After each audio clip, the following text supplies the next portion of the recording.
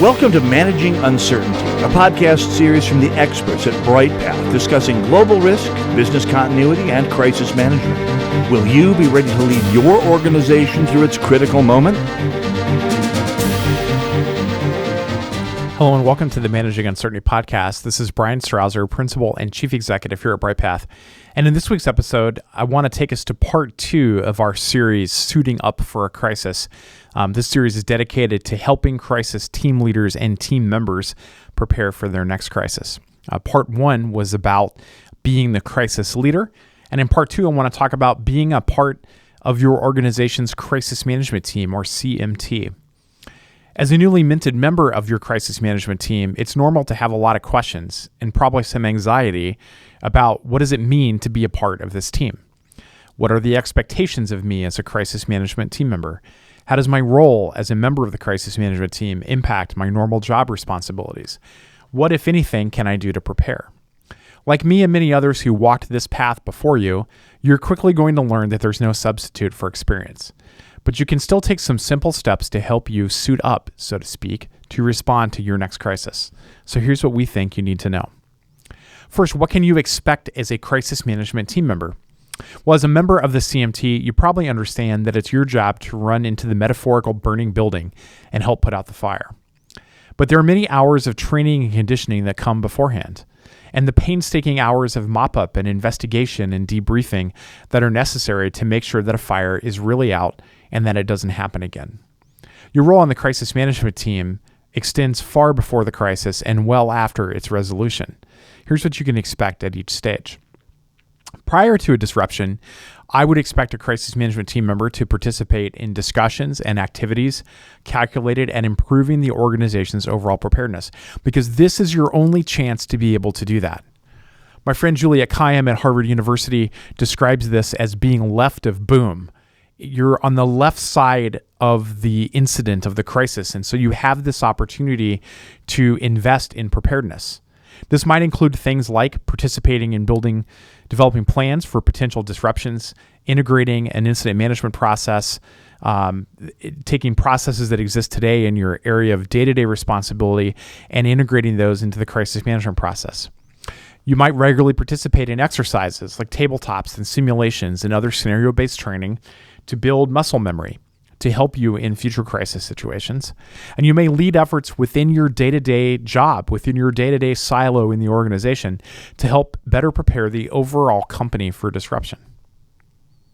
Being a member of the crisis management team also means that you're expected to constantly be wearing your crisis management hat. And you're monitoring the day-to-day happenings in your job and in your surroundings for incidents or disruptions that can become a broader crisis situation. In the event of a potential emerging crisis, you should be prepared to notify your on-call crisis leaders, explain the situation and your specific concerns, and then begin the activation process for crisis management if needed. During the crisis, as an activated member of the crisis management team, you'll be expected to provide your subject matter expertise from your day-to-day role, representing your organization, but also your cross-functional view as a leader throughout the crisis management process. On a granular or tactical level, this might include representing your organization within CMT meetings and calls, providing updates regarding conditions, progress, challenges, and requests from your respective area, as well as providing key information that inform your company's overall view of the crisis. Providing candid feedback and advice that push the team towards decisive decision-making during the overall crisis. And lastly, fulfilling any role requested of you by the crisis leader. That might include wearing multiple hats during an activation to ensure an effective response. After the crisis, in the aftermath of the crisis, short-term recovery efforts will probably be necessary to ensure that critical business functions remain operating, that facilities are secured, that employees and operations are relocated, and that immediate needs for employee well-being are being met. In the long term, crisis management team members can expect to participate in the after-action lessons learned process to help better prepare the organization for future disruptions. So what does it take to be on the crisis management team? Well, as a member of the team, you're a part of a cadre of hand-picked leaders and subject matter experts from within your organization who are called upon to provide direction, support, and expertise during a crisis. So take a moment to feel good here. Because if you've made the cut to be a part of your crisis management team, that means you're already perceived to possess several skills and capabilities that are not easily taught. But these skills are essential to performing effectively as a member of the crisis management team. Those would include things like subject matter expertise in your area of operations, perspective that lets you think strategically and tactically at the same time. You possess extraordinary situational awareness and the ability to pivot quickly as needs change. You perform well under pressure. You're a team player, and you have demonstrated a willingness to actively participate in all aspects of the crisis management program, including preparing, practicing, responding, recovering, and learning from those crises.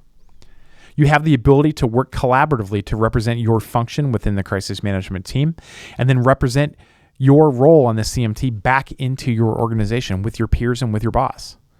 And lastly, you possess cross-functional leadership. You can lead both vertically and horizontally across the organization. Now, you may already be confident in many of these areas, but you can and should continue to hone your skills and capabilities as a member of the crisis management team. Your business, your organization is counting on you to decisively and effectively lead your organization through its next crisis, and you can't afford to wait until it's go time to suit up. So what can you do to prepare? Well, here are your next best steps. The first is training and exercises. In the hands of a capable crisis team leader, you should be meeting regularly with the team to engage in training, such as tabletops, simulations, and other scenario-based training. These exercises are the next best thing to experiencing an actual crisis and will help you build the muscle memory needed to respond effectively to an incident. The second is formal training. Formal learning opportunities like courses and mentorships can give you a more in-depth understanding of the crisis management process. You might also want to consider available courses and training that can help you develop skills specific to your particular role on the crisis management team. The third is book learning. If formal training and mentorships are not available to you, there's many good free and low-cost resources like books and articles and podcasts to help you learn more about the crisis management process and best practices. There's even our blog at bryghtpath.com/blog. And finally, networking. Take the time to talk with experienced incumbents on the crisis management team within your organization and your peers and crisis management leaders at other companies. They can give you valuable insight into how the team works within your specific organization and in the industry, and what you can expect as a new member of the crisis management team. Above all, keep in mind that your participation as a crisis management team member will stretch you in every way imaginable. But it's also a unique chance to gain leadership insight, organizational experience, and new opportunities that will help you further your career.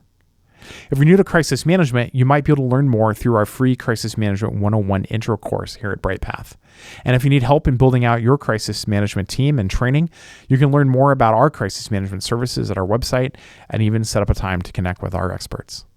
That's it for this edition of the Managing Uncertainty podcast. We'll be back next week with another new episode. Be well. Thanks for listening to this episode of Managing Uncertainty, produced by the experts at Bryghtpath. To receive notifications of new episodes, join our newsletter at bryghtpath.com or subscribe through your favorite podcast player, such as iTunes or Google Play. Learn more about the services and trusted advice from Bryghtpath by visiting bryghtpath.com. That's BRYGHTPATH.com.